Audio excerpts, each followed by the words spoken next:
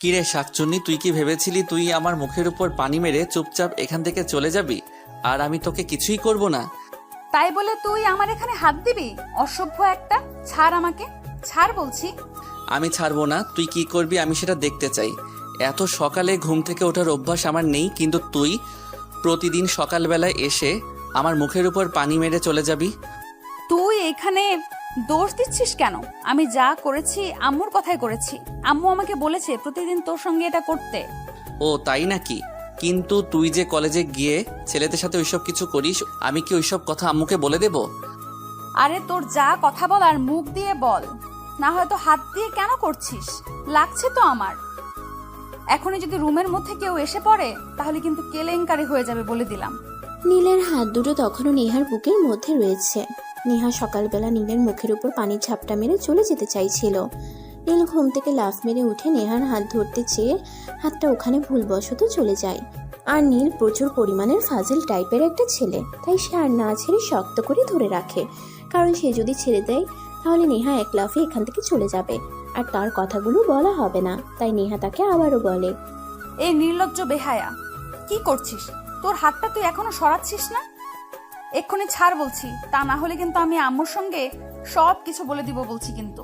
নেহার এই কথা শুনে নীল নেহার বুকের উপর থেকে হাতটা সরায় আর তখন বলতে থাকে, আমার ছোঁয়া পেয়ে তোর খুবই ভালো লাগছিল, তাই না? এই জন্যই তো এতক্ষণ ধরে রাখতে দিলি। আর যদি ভালো নাই লাগতো তাহলে তো আমি যখন হাতটা ধরেছিলাম তখনই তুই নিজে নিজে ছাড়িয়ে নিতি। ফাজলামো মার্কা কথা বললে কিন্তু আমি থাপ্পড় মেরে তো সব কটা দাঁত ফেলে দিব বলে দিলাম। তুই খুব ভালো করে জানিস আমার সম্পর্কে আমি কেমন আর কোন চরিত্রের মেয়ে। এখন চুপচাপ কোনো কথা না বলে বিছানা ছেড়ে নিচে নেমে আয়, তা না হলে কিন্তু আমি আম্মুর কাছে তোর নামে এমন কিছু বলবো যেটা তুই কল্পনাও করতে পারবি না। অতঃপর নেহা আর কোনো কথা না বলে চুপচাপ রুম থেকে বের হয়ে নিচে চলে গেল। তারপর সবার জন্য নাস্তা সাজিয়ে টেবিলে নিচে খেতে বসে পড়লো। আর তখনই নীলের আম্মু সেখানে এসে উপস্থিত হলো। কি ব্যাপার নেহা, তুই একা একা নাস্তা খাচ্ছিস? নীল কোথায়? তোকে না বলেছিলাম নীলকে দেখে নিয়ে আসতে? তুই কি যাসনি নাকি? তোমার ছেলেকে ডেকে তারপর আমি এখানে এসেছি, সবার জন্য নাস্তা রেডি করেছি আর নাস্তা খাচ্ছি। এতক্ষণও যদি তোমার ছেলের ঘুম থেকে উঠে এখানে আসার সময় না হয় তাহলে আমি কি করতে পারি? তুমি নিজেই সেটা আমাকে বলো। আরে ঘুম পাগল ছেলেটাকে নিয়ে আমি আর পারি না। ছেলেটাকে কত করে বললাম একটু সকাল সকাল ঘুমিয়ে পড়বি আর সকাল সকাল ঘুম থেকে উঠবি, কিন্তু আমার ছেলেটা তো আমার কোনো কথাই শুনবে না। সে রাতে দেরি করে ঘুমাবে আর সকালবেলা দেরি করে ঘুম থেকে উঠবে। এটা তার নিত্যদিনের অভ্যাস হয়ে গেছে। তোমার ছেলেকে তুমি তোমার কথা শোনাতে পারো না, এটা তোমার ব্যর্থতা। যাই হোক, এখন তুমি নিজেই একবার গিয়ে দেখে এসো তোমার ছেলে ঘুম থেকে উঠেছে কিনা। কলেজের কিন্তু টাইম হয়ে গেছে। এই কথা শুনে নীলের আম্মু সোজা নীলের রুমে চলে যায়। তিনি রুমে গিয়ে দেখেন নীল সবেমাত্র ওয়াশরুম থেকে বের হয়েছে। তখন তিনি নীলকে বলেন, কি ব্যাপার নীল, তুমি সবেমাত্র ওয়াশরুম থেকে বের হলে? সেই কখন নেহা তোমাকে ডাকতে এসেছিল? তুমি ঘুম থেকে উঠতে এত দেরি করলে কেন? তখনই নীলের মাথায় একটা দুষ্টু বুদ্ধি এঁটে গেল। সেই সঙ্গে সঙ্গে তার মাকে বলল, মিথ্যে বলার আর জায়গা পেল না তাই না? নেহা তো আমার রুমেই আসেনি, তাহলে সে আমাকে ডাকতে আসলো কখন? সব সময় শুধু আমার নামে তোমার কাছে মিথ্যে কথা বলবে, তোমার চোখে আমাকে খারাপ রাখাই যেন এই মেয়েটার একমাত্র কাজ। আমি বুঝতে পারি না কেন এমন করে আমার সঙ্গে। তোমাকে কোনো কিছুই বোঝাতে হবে না। আমি খুব ভালো করেই জানি কে সত্য কথা বলে আর কে মিথ্যা কথা বলে। এখন চুপচাপ খাবার টেবিলে আসো। বলতে বলতে নিজের আম্মুর রুম থেকে বের হয়ে খাবার টেবিলে চলে যান আর সঙ্গে নাস্তায় জয়েন করেন। এর কিছুক্ষণ পর নীল সেখানে উপস্থিত হয় আর দুজনকে নাস্তা খেতে দেখে বলতে থাকে, আমাকে দেখে আমার কি দরকার? তোমরাই তো নাস্তা খেয়ে নিয়েছো, তাহলে আমার নাস্তাটা আমার রুমে পাঠিয়ে দিলেই পারতে। কষ্ট করে নিচে আসার কি দরকার ছিল? কথা বলো আর চুপচাপ নাস্তার টেবিলে বসে পড়ো। যদি একটাও বেশি কথা বলো তাহলে কিন্তু আগামীকাল থেকে তোমার নাস্তা বন্ধ থাকবে বলে দিলাম। আর তুমি খুব ভালো করে জানো আমি যা বলি তাই করি। হ্যাঁ, নীল এই কথাটা খুব ভালো করেই জানে তার মায়ের কথা কখনো কোনো নড়চড় হয় না। তাই সে আর কোনো কথা না বলে চুপচাপ নাস্তা খেয়ে নিল আর রুমে এসে কলেজে যাওয়ার জন্য তৈরি হতে লাগলো। আর কিছুক্ষণের মধ্যেই নেহা সেখানে উপস্থিত হয় আর বলতে থাকে, নীল, আঙ্কেল, আমি যে যাতায়াত করি সেই গাড়িটা নিয়ে একটু বাইরে গেছেন। উনি ফিরতে মনে হয় সপ্তাহখানিক দেরি হবে। এই সপ্তাহে তুই আমাকে কলেজে দিয়ে আসবি আর আসার সময় নিয়ে আসবি। Just impossible. আমি কখনোই তোকে কলেজে দিয়ে আসতে পারবো না, আবার কলেজ থেকে নিয়ে আসতেও পারবো না। তোর মতো মেয়েকে দিয়ে কোনো ভরসা নেই। তুই কখন কোথায় কি করে বসবি তোর তো কোনো কাণ্ডজ্ঞান নেই। আমি সহজ ভাষায় তোর ভালোর জন্য তোকে বললাম তুই আমাকে কলেজে দিয়ে আসবি আর নিয়ে আসবি, কিন্তু তুই আমার কথাটা না শুনে উল্টো আমাকে কথা শোনাচ্ছিস। তবে একটা কথা তোকে শেষবারের মতো বলে দিচ্ছি, তুই যদি এই কথায় রাজি না হোস তাহলে কিন্তু তোর সঙ্গে খারাপ কিছু হয়ে যেতে পারে বলে দিলাম। তখন কিন্তু তুই আবার আমাকে কোনো দোষ দিতে পারবি না। মানে তুই কি বলতে চাইছিস? তুই আবার আমার সঙ্গে কি করবি? আমি তো তোর কোনো ক্ষতি করিনি, তাহলে তুই আমার পেছনে লাগতে চাচ্ছিস কেন? আমি তো সেটাই বুঝতে পারছি না। আমি তোকে অত সব কিছু বুঝতে বলিনি, তোকে আমি শুধু যেটা বুঝতে বলেছি তুই সেটাই বুঝবি। তোকে যে আমি বললাম আমাকে কলেজে দিয়ে আসতে হবে আবার নিয়ে আসতে হবে, সেটা পারবে কিনা বল। যদিও নীলের কোনো ইচ্ছাই ছিল না নেহার কলেজ যাওয়া আসার ব্যাপারে নিজেকে ইনভলভ করতে, কিন্তু অনিচ্ছা সত্ত্বেও নীলকে রাজি হতে হলো, কারণ সে খুব ভালো করেই জানে নেহা প্রচণ্ড ধান্দাবাজ একটা মেয়ে। কখন কি করবে না করবে তার কোনো গ্যারান্টি নেই। এখন যদি সে নেহাকে না বলে দেয় তাহলে হয়তো এক্ষুনি দেখা কিছু একটা করে ফেলতে পারে। তাই সে নেহাকে বলে, আচ্ছা ঠিক আছে, তুই ড্রয়িং রুমে অপেক্ষা কর, আমি আসছি। এই কথা শুনে নেহা নীলের রুম থেকে বের হয়ে ড্রয়িং রুমে চলে যায় আর সেখানে বসে অপেক্ষা করতে থাকে নীলের জন্য, কখন আসবে আর কখন কলেজে যাবে। কিছুক্ষণের মধ্যে নীল সেখানে চলে আসে। তুই কিন্তু আজ গাড়ি নিয়ে বের হবি না, আমি কিন্তু আজ তোর সঙ্গে বাইকে করে হাওয়া খেতে খেতে যাব। অসম্ভব, এটা কোনোভাবেই সম্ভব নয়। আমি তোকে নিয়ে বাইকে করে হাওয়া খেতে খেতে যাব আর তারপর কলেজে আমার বন্ধুরা আমাকে নিয়ে টিটকারি করবে। এটা কখনোই হবে না। তুই আমার সঙ্গে গাড়িতে যেতে চাইলে যেতে পারিস, নয়তো না যেতে পারিস, আমার কোনো যায় আসে না। তাহলে এক্ষুনি আমি আম্মুর কাছে তোর পর্দা ফাঁস করে দেবো বলে দিলাম। আচ্ছা ঠিক আছে, আমি তোকে বাইকে করে নিয়েই যাব, কিন্তু দয়া করে আম্মুকে কিছু বলিস না। এখন চল। বলতে বলতে নীল আর নেহা দুজনে বাসা থেকে বের হয়ে আর কলেজের উদ্দেশ্যে রওনা দেয়। নীল বাইক চালাচ্ছে আর নেহা তাকে জড়িয়ে ধরে বসে আছে। যদিও নীলের একটু অস্বস্তি হচ্ছিল, কিন্তু এমন সুন্দরী একটা মেয়ে মানুষের বাইকের পেছনে বসলে মন্দ হয় না। যাই হোক, এই কথা ভাবতে ভাবতে নীল বাইক চালাতে থাকলো। দূর যা ভিউয়ার্স, আপনারা তো যাতা গল্পটা নিয়ে এত দূর চলে আসলাম, কিন্তু এখনো পর্যন্ত নায়ক নায়িকার পরিচয়টা আপনাদের কাছে দিলাম না। চলুন এবার অন্তত নায়ক নায়িকার পরিচয় আপনাদের কাছে দেওয়া যাক। আমি নীল, এই বছর ইন্টার সেকেন্ড ইয়ারে পড়াশোনা করছি। আর এতক্ষণ যে মেয়েটার সঙ্গে কথাবার্তা বললাম সে হলো আমার খালাতো বোন নেহা। তোর মা এখানে যে মারা গেছে, যখন সে ক্লাস 5-এ পড়তো, তারপর তার বাবা তার মাকে হারানোর শোক ভুলতে না পেরে একটু মানসিকভাবে বিধ্বস্ত হয়ে পড়ে। তখন নেহাকে দেখাশোনা করবার মতো কেউ ছিল না, তাই আমার মা তাকে একবার এখানে নিয়ে আসে। যদিও নেহাকে আমাদের এখানে নিয়ে আসার পর তার বাবা কোনোদিন আসেনি তাকে খুঁজতে। তাছাড়া আমার বাবা মা দুজনেই নেহাকে খুব ভালোবাসে, নিজের সন্তানের মতো। তাই নেহা কোনোদিনও তার বাপ মায়ের অভাব বুঝতে পারেনি। এমনকি বলতে গেলে আমার পরিবারে আমার চাইতে তার ইম্পর্টেন্ট বেশি, আর সেটা তো আমার বলার অপেক্ষা রাখে না। আপনারা তো নিজের চোখেই দেখতে পারলেন আমার মা আমাকে বিশ্বাস না করে তার কথা বিশ্বাস করে। যাই হোক ভিউয়ার্স, বলতে বলতে অনেক দূর চলে এলাম। চলুন এবার গল্পে ফিরা যাক। বাদবাকি কথা না হয় গল্পেই জেনে নেবেন। যাই হোক, কথা বলতে বলতে নীল আর নেহা দুজনেই কলেজ পর্যন্ত চলে আসলো। ক্যাম্পাসের বাইরে যখন নীল বাইক দাঁড় করালো, তখনই নীলের কিছু বন্ধু বান্ধব এসে তাকে ঘিরে ধরলো আর এক একজন এক এক রকম প্রশ্ন করতে থাকলো। কি ব্যাপার দোস্ত, নেহা ম্যাডাম দেখছি আজ তোর সঙ্গে, ব্যাপারটা কি বলতো? তোরা আবার তলে তলে টেম্পো চালাচ্ছিস না তো? নেহা একদমই ফাজলামো মার্কা কথাবার্তা সহ্য করতে পারে না, তাই এই ছেলেটার কথা শুনে সে প্রচণ্ড রেগে যায় আর তৎক্ষণাৎ ওই ছেলেটার শার্টের কলার চেপে ধরে গালে ঠাস ঠাস করে দুটো বসিয়ে দিয়ে বলতে থাকে, তোকে এত বড় সাহস কে দিয়েছে আমাকে নিয়ে এসব বাজে বাজে কথা বলার? তুই জানিস না আমার সম্পর্কে?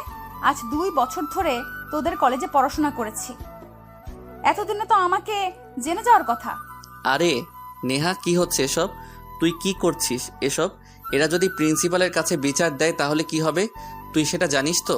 প্রিন্সিপাল স্যার তো আর এদের চরিত্র সম্পর্কে কোনো কিছুই জানে না, তাই হয়তো আমাকে উল্টাপাল্টা কিছু বলতে পারে। কিন্তু আমি যখন এদের সম্পর্কে প্রিন্সিপালের কাছে কমপ্লেন করব, তখন প্রিন্সিপালের মুখ শুকিয়ে চুইংগাম হয়ে যাবে।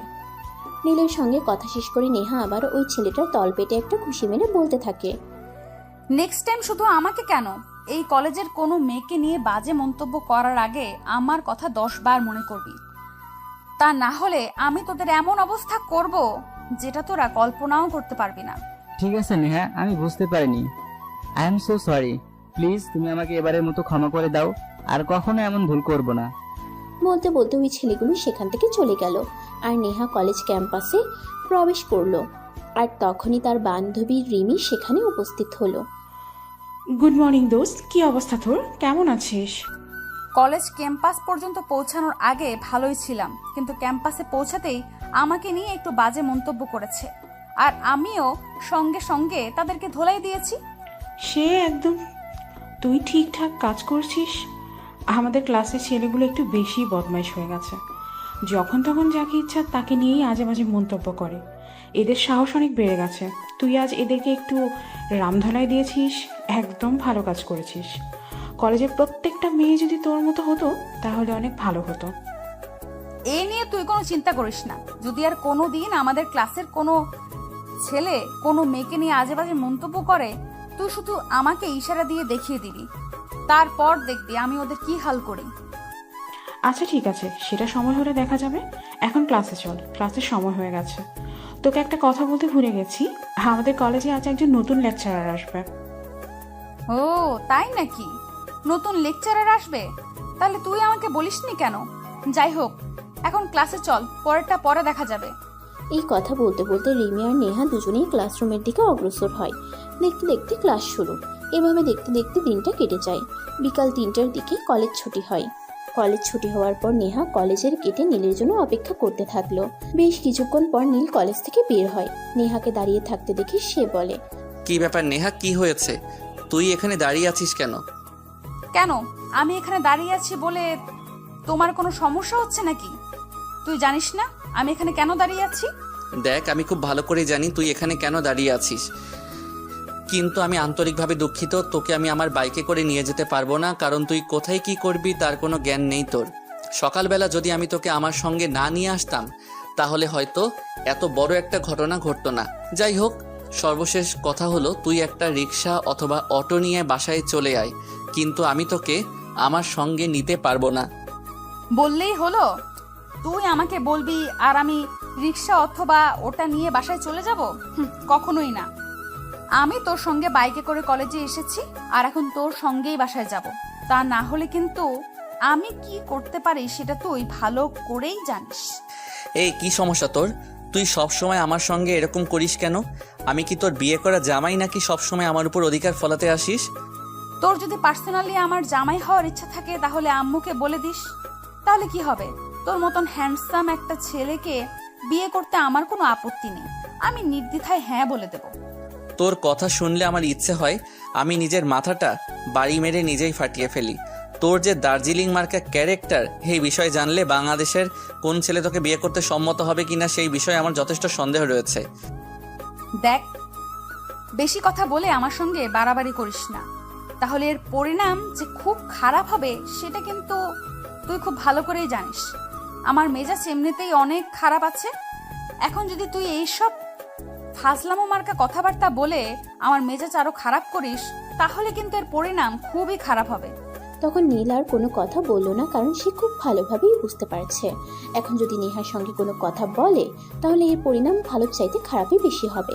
তাই সে নেহার সঙ্গে আর কোনো কথা না বাড়িয়ে বলে, ঠিক আছে চল আমার সঙ্গে, তবে রাস্তায় যেতে যেতে কিন্তু একদম এসব ফাইজলামো মার্কা কার্যকলাপ করবি না, তাহলে কিন্তু আমি তোকে রাস্তায় ফেলে রেখে চলে যাব বলে দিলাম। দেখ, আমি একদমই ফাজলামো করি না। আমি অন্যায় সহ্য করতে পারি না। আমার সামনে যদি কেউ অন্যায় করে তাহলে রাগে আমার গা জ্বলে যায়, তাই আমি তাকে একটু উত্তম মধ্যম তার বন্দোবস্ত করি। কিন্তু এখানে তুই সব সময় আমার দোষ কেন দেখিস আমি সেটাই বুঝতে পারি না। তারপর দুজনের মধ্যে কেউই আর কোনো কথা না বলে বাড়ির উদ্দেশ্যে রওনা দেয়। বাড়িতে আসতেই নীলের মা বলে, কি নেহা, ব্যাপার কি হয়েছে তোমার হাতে? এটা কাটা দাগ কিসে? অনেকটা রক্ত বের হয়েছে, মনে হয় রক্ত একদম শুকিয়ে আছে। আসলে নেহা যখন ওই ছেলেটাকে মারছিল তখন হয়তো ওই ছেলেটার প্যান্টের বেল্টের মধ্যে লেগে কিছুটা কেটে গেছে, কিন্তু নেহা সেটা খেয়াল করেনি। আর বাড়িতে আসতেই সেটা নীলের আম্মুর চোখে পড়ে গেল। তখন নেহা বিষয়টাকে ধামাচাপা দেওয়ার জন্য বলে, আম্মু ক্যাম্পাসে হাঁটতে গিয়ে একটু পড়ে গেছিলাম আর তখনই এই ব্যথাটা পেয়েছি। তোমরা যে কি করো না আমি কিছুই বুঝতে পারি না। হাতটা কেটে গেছে কিন্তু সেদিকে তোমার খেয়ালই নেই। তোমরা তোমাদের মতোই রয়েছো। দেখো আম্মু, চিন্তা করা ভালো, কিন্তু বেশি চিন্তা করা কিন্তু একদমই ভালো নয়। আমার হাতটা একটুখানি কেটেছে, এতটাও কেটে যায়নি যে তোমাকে এত টেনশন নিতে হবে। যাই হোক, আমি ফার্স্ট এইড করে নেব, তোমাকে কোনো চিন্তা করতে হবে না। আরে না, আমাকে কোনো চিন্তা করতে হবে? তোমরা তো এখন অনেক বড় হয়ে গেছো, আমাকে তোমাদের আর কোনো প্রয়োজন নেই। আরে আম্মু, তুমি এইভাবে কথা বলছো কেন? বললাম তো আমার হাতটা অনেকটা কাটেনি, অল্প একটু কেটেছে। আমি নিজে নিজেই ফার্স্ট এইড করে নিতে পারবো, তোমাকে এত টেনশন করার কিছুই নেই। কিন্তু নীলার আম্মু নেহার কোনো কথা না শুনে সেখান থেকে চলে গেল। অপরদিকে নেহাও কারোর সঙ্গে আর কোনো কথা না বলে চুপচাপ রুমে চলে আসে। আর রুমে এসে হাত প্রথমে ব্যান্ডেজ করে নেয়, তারপর ওয়াশরুমে চলে যায় ফ্রেশ হওয়ার জন্য। তারপর ফ্রেশ হয়ে এসে রুমে শুয়ে শুয়ে বিশ্রাম নিতে থাকে। দেখতে দেখতে বিকেল পেরিয়ে সন্ধ্যা হয়ে গেল। সবাই নাস্তা করার জন্য টেবিলে এসেছে। দেখ নেহা, এটা তো আমরা সবাই খুব ভালো করে জানি যে তুই অন্যায় সহ্য করতে পারিস না, কিন্তু তোর সামনে যে এত বড় একটা অন্যায় হচ্ছে সেটা তুই কেন থামাচ্ছিস না? মানে তুমি কি বলতে চাইছো? আমি তো কিছুই বুঝতে পারছি না।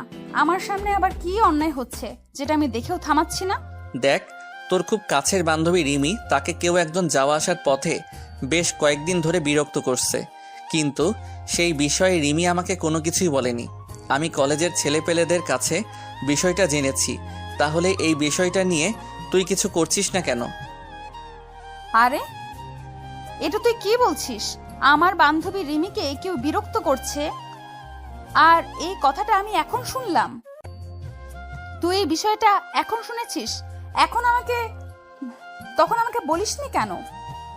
আর রিমি তো আমাকে এই বিষয়ে কিছুই বলেনি। কারণ রিমি খুব ভালো করেই জানে, সে যদি এই ছেলেটার বিষয়ে তোর কাছে কিছু বলে তাহলে এই ছেলেটার কপালে কি থাকতে পারে, তাই রিমি ভয় পেয়ে তোকে কিছু বলেনি। আচ্ছা ঠিক আছে, তুই যখন বিষয়টা আমার সঙ্গে শেয়ার করেছিস তাহলে তো বিষয়টা আমাকে দেখতেই হবে। ছেলেটার কত বড় সাহস, সে আমার বান্ধবীকে বিরক্ত করে। ভীমরুলের চাকে হাত দিয়েছে, এবার বুঝতে পারবে এর মজা কি। ঠিক আছে, আর হ্যাঁ, তোকে কিন্তু আমি একটা কথা শেষবারের মতো বলে দিচ্ছি, কলেজ ক্যাম্পাসে তুই কার কারণে কারোর সঙ্গে শুধু শুধু ঝামেলা করতে যাবি না। তারপর কেউ আর কোনো কথা না বলে চুপচাপ নাস্তা শেষ করে যার যার রুমে চলে যায় আর পড়তে বসে। দেখতে দেখতে রাত প্রায় 12টা বেজে যায়। তারপর সবাই মিলে রাতের খাওয়া দাওয়া শেষ করে ঘুমিয়ে পড়ে। সকালবেলা নীলের আম্মু নেহাকে ডাকতে যায়। এই নেহা, কি হয়েছে তোর? এত বেলা পর্যন্ত ঘুমাচ্ছিস কেন? তুই তো কখনোই এত বেলা পর্যন্ত ঘুমাস না। তোর আবার শরীর খারাপ করেনি তো? শরীর খারাপ করলে আজ কলেজ যেতে হবে না, বাড়িতেই থাক। আরে আম্মু থামো তো, তুমি কি সব তখন থেকে বলে যাচ্ছ? আসলে আজ কেন জানি না খুব বেশি ঘুম পাচ্ছে না, তাই ঘুম থেকে উঠতে লেট হয়ে গেছে। তাই বলে কলেজে যাব না কেন? কলেজে তো যেতেই হবে। বুঝি না বাপু, তোদের মনের ইচ্ছা।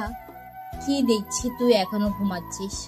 কখন তুই সকাল 6টার পর বিছানার পেট রাখিস না, আর তারপর বলিস তুই কলেজে যাবে। আচ্ছা ঠিক আছে, তোদের যা মর্জি, আমার তো আর কিছু করার নেই। বলতে বলতে নীলের আম্মু রুম থেকে বের হয়ে বাইরে চলে যায়। তারপর ডাইনিং টেবিলে গিয়ে সবার জন্য নাস্তা তৈরি করে। সকাল 8টার মধ্যে সবাই ব্রেকফাস্ট টেবিলে জয়েন করে। তারপর নাস্তা শেষ হলে নীল আর নেহা দুজনে কলেজের উদ্দেশ্যে বের হয়। কলেজ ক্যাম্পাসে এসেই নেহা দেখতে পায় তার বান্ধবী রিমি একটু দূরে দাঁড়িয়ে আছে। তখনই সে রিমিকে ডাক দেয়। এই রিমি, কি হয়েছে? তুই ওখানে একা একা দাঁড়িয়ে আছিস কেন? এদিকে একটু আমার কাছে আয় তো। কই, আমার আবার কি হবে? আমি তো একদম ঠিক আছি। আচ্ছা তোর কি হয়েছে তুই সেটাই বল। না হয় তুই তো কখনো কলেজ ক্যাম্পাসে সকাল 10টার আগে পাহাই রাখিস না, তাহলে আজ এত সকাল সকাল চলে আসলি যে? রিমি কথাটা ঘুরিয়ে অন্যদিকে নিতে চাইছে সেটা নেহা খুব ভালোভাবেই বুঝতে পারে, তাই নেহা রিমিকে বলে। রিমি কথাটা ঘুরিয়ে অন্যদিকে নিতে চাইছে সেটা নেহা খুব ভালোভাবেই বুঝতে পারে, তাই নেহা রিমিকে বলে। শোন, আমার সঙ্গে বেশি চালাকি করতে আসিস না। আমি খুব ভালোভাবেই বুঝতে পারছি তোর কিছু একটা হয়েছে। কি হয়েছে সেটাই আমাকে বল। আরে দোস্ত, তুই অযথাই টেনশন করছিস। আমার কিছুই হয়নি, আমি একদম ঠিক আছি। দেখ, তুই কেন আজ এত সকাল সকাল কলেজে এসেছিস সেটাই আগে বল। আমি যদি বলি তোর কি হয়েছে সেটা জানার জন্য আমি এত সকাল সকাল কলেজে এসেছি? দেখ, তুই খুব ভালো করে জানিস আমি কখনোই এত সকাল সকাল কলেজে আসি না। আর তুই আমার বন্ধু, তোর কোনো সমস্যা হলে তুই সবার আগে সেটা আমার সাথে শেয়ার করবি, কিন্তু তুই সেটা না করে অন্য কিছু করেছিস। মানে তুই কি বলতে চাইছিস? আমি সত্যিই কিছু বুঝতে পারছি না। আমার আবার কি আর হবে, কি সমস্যা? তখন নেহা খুব ভালোভাবেই বুঝতে পারে রিমি তাকে বিষয়টা বলবে না, কারণ রিমি খুব ভালো করে জানে নেহা বিষয়টা জানতে পারলে কি হবে। কিন্তু রিমি এই বিষয়টা যতই লুকানোর চেষ্টা করুক না কেন, কিন্তু নেহা তো অনেক আগেই জেনে গেছে আসলে বিষয়টা কি। তাই নেহা রিমিকে সরাসরি বলে, আমি খুব ভালোভাবে বুঝতে পারছি আসলে তুই বিষয়টা আমার সঙ্গে শেয়ার করতে চাইছিস না, কিন্তু তুই আসলে জানিস না এই বিষয়টা আমি অনেক আগেই নীলের কাছ থেকে জানতে পেরেছি। তাই আজ কলেজ ছুটি হওয়ার পর আমি তোর সঙ্গে যাব, ওই ছেলেটার সঙ্গে দেখা করব। তারপর দেখি ছেলেটার বুকের পাটা কত বড়। দেখ নেহা, তুই আমার বান্ধবী, কিন্তু আমি তোকে সবসময় আমার নিজের বোনের মতো দেখি। তাই আমি তোকে রিকোয়েস্ট করে বলছি, প্লিজ এসব ঝামেলায় তুই নিজেকে জড়াস না। আসলে ছেলেটা খুবই ডেঞ্জারাস, তাই আমি এড়িয়ে চলার চেষ্টা করছি। দেখ, ভয় কি জিনিস সেটা আমি জানি না, কারণ ভয় নামক শব্দটা আমার ডায়েরিতে নেই। তাই তুই আমাকে যাই কিছু বল না কেন, আমি যে সিদ্ধান্ত নিয়েছি সেটা আমি করবই। আমার সিদ্ধান্ত থেকে কেউ আমাকে পিছু হটাতে পারবে না। তারপর রিমি নেহাকে অনেক বোঝাতে চাইছিল যাতে নেহা এই ছেলেটার সঙ্গে কোনোভাবেই ঝামেলাতে না যায়, কিন্তু নেহা সে তো এক কথার মানুষ, যার সিদ্ধান্ত নিয়েছে তাই করবে, সে অন্য কারো কোনো কথাই শুনবে না। তাই সে রিমির কথা না শুনে ক্লাসরুমে চলে যায় আর কলেজ ছুটি হওয়ার পর কলেজ গেটের বাইরে রিমির জন্য অপেক্ষা করতে থাকে। বেশ কিছুক্ষণ পরে রিমি সেখানে আসে আর নেহাকে দেখে সে বলে, কি ব্যাপার দোস্ত, কি হয়েছে? তুই এখনো এখানে দাঁড়িয়ে আছিস? নীল তো চলে যাবে মনে হয়, তারপর তুই কার সঙ্গে বাসায় যাবি? আমি কিভাবে বাসায় যাব না যাব সেই বিষয়ে তোকে কোনো চিন্তা করতে হবে না। তুই এক্ষুনি একটা রিক্সা ডাক আর তোর বাসার দিকে রওনা দে। আমি এক্ষুনি তোর সঙ্গে যাব আর ওই ছেলেটার সঙ্গে দেখা করব। তারপর দেখ আমি কি করি। দোস্ত, তোকে আমি আবারও রিকোয়েস্ট করে বলছি, আমার সঙ্গে যাওয়ার কোনো প্রয়োজন নেই।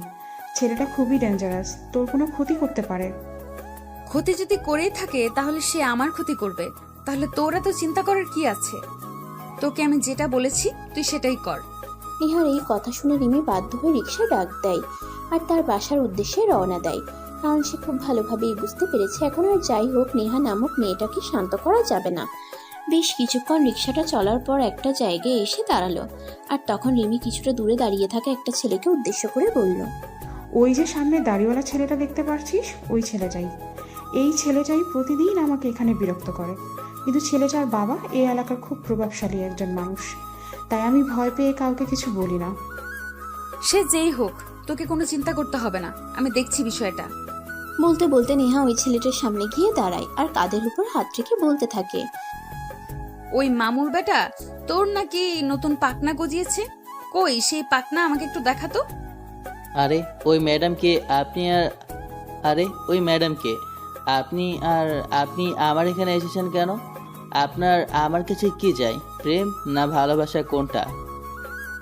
কোনোটাই চাই না, আমি এখানে এসেছি সম্পূর্ণ অন্য একটা কারণে। তোকে একটু উত্তম মধ্যম দিতে চাই। আরে ম্যাডাম, আপনার তো কলেজে আছেন, মনে হচ্ছে আপনি আমার পরিচয় না জেনেই আমার সামনে এসে দাঁড়িয়ে আছেন, আর সেই জন্যই আমার ব্যাপারে এত বড় বড় কথা বলতে পারছেন। শোন সৌরজা ইতর, আমার কলিজা কত বড় সেটা তুই এখনো দেখিসনি। আমি তোকে সেটা দেখানোর প্রয়োজন মনে করছি না। যাই হোক, আমি তোর সঙ্গে যে বিষয়ে কথা বলতে এসেছি সেটা হলো, তুই আমার বান্ধবী রিমিকে বিরক্ত করছিস কেন? ও, তার মানে আপনি আমার প্রিয়তমার বিষয়ে কথা বলতে এসেছেন। আমি আমার প্রিয়তমাকে অনেক ভালোবাসি, তাই তো আমি আমার প্রিয়তমাকে প্রতিদিন আমার ভালোবাসার কথা বলতে আসি। কিন্তু আপনি কে আর কেনই বা এই বিষয়ে কথা বলছেন? আমি কে সেই বিষয়ে তোর কোনো জ্ঞান না থাকলেও চলবে, কিন্তু আমি তোকে যেটা বলতে চেয়েছি সেটা হলো, আজকের পর থেকে তুই আর কখনো রিমিকে বিরক্ত করবি না। আরে এসব আপনি কি বলছেন? আমি আমার ভালোবাসার মানুষকে বিরক্ত করতে যাব কেন? আমি রিমিকে খুব ভালোবাসি, তাই প্রতিদিন আমি আমার ভালোবাসার কথা জানাতে রিমির সামনে এসে দাঁড়াই। কিন্তু এটাকে আপনি বিরক্তির চোখে দেখছেন কেন? তুই তো দেখছি বড্ড বেহায়া মানুষ। তুই সোজা কথা বুঝতে পারিস না, তাই না? আচ্ছা, তুই আমাকে একটা কথা বলতো, তুই যে রিমির পিছনে ঘুরঘুর করিস, রিমি কি তোকে ভালোবাসে এই কথা বলেছে, বা কখনো ভালোবাসবে সেই কথা বলেছে? রিমি আমাকে ভালোবাসে সেই কথা বলিনি, এটা ঠিক আছে, কিন্তু কখনো যে ভালোবাসবে না এটাও তো বলিনি। তাই আমি রিমির পিছনে পড়ে আছি, কারণ আমি জানি সত্যিকার অর্থে কাউকে ভালোবাসলে তাকে পাওয়া যায়। আর যাই হোক, আপনার সঙ্গে এত কথা বলে টাইম ওয়েস্ট করার সময় আমার হাতে নেই, আমি এখন আসি। এই কথাটা বলে নিলয় নামের ছেলেটা সেখান থেকে চলে যেতে চাইছিল, আর তখনই নেহা ওই ছেলেটার শার্টের কলার ধরে ফেলে আর গালে কয়েক ঘা বসিয়ে দিয়ে, ওই করস তো টোটো কোম্পানিতে চাকরি, তাহলে তোর আবার এত ব্যস্ততা কিসের? আমি তোর সঙ্গে কথা বলতে এলাম যাতে তুই রিমিকে আর কখনো বিরক্ত না করিস, আর তুই আমাকে পাত্তা না দিয়ে এখান থেকে চলে যাচ্ছিস। এই বিষয়টা জাস্ট আমি মানতে পারলাম না।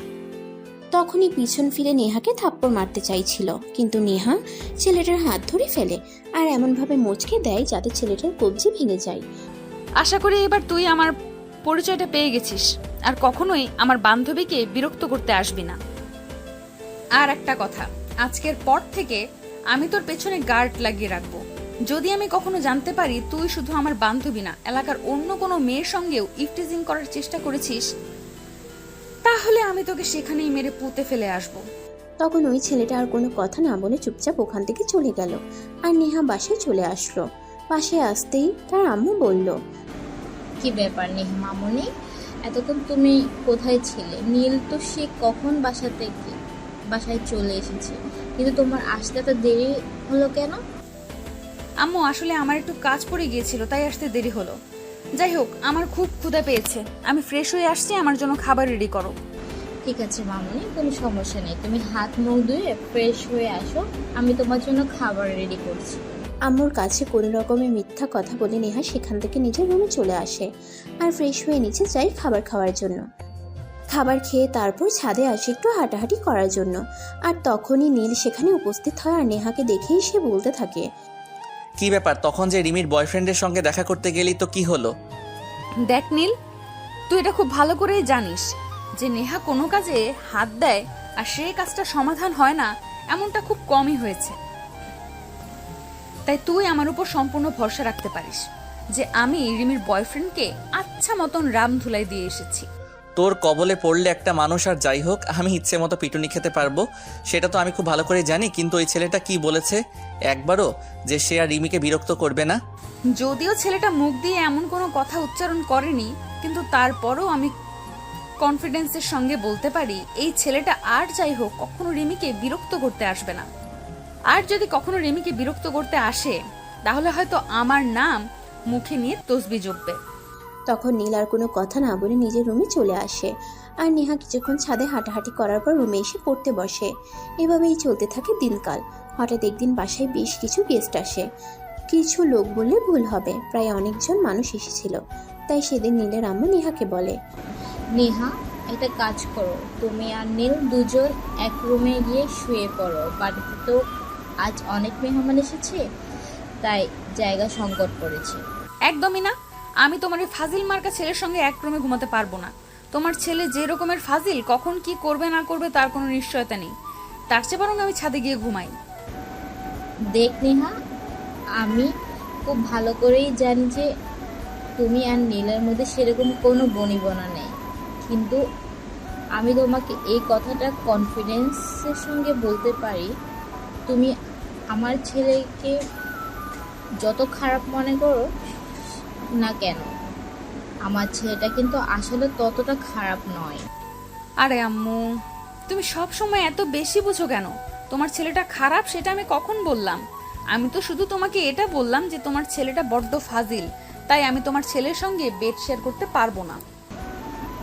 লক্ষ্মী মেয়ে আমার, এভাবে বলতে হয় না। আমি তোমাকে যেটা বলছি তুমি এই কথাটা শোনো। তুমি আজকে রাতটা নীলার সঙ্গে থেকে যাও, আর কখনো তোমাকে নীলের রুমে থাকতে বলবো না, কারণ কালকে সকালে তো মেহমান চলে যাবে।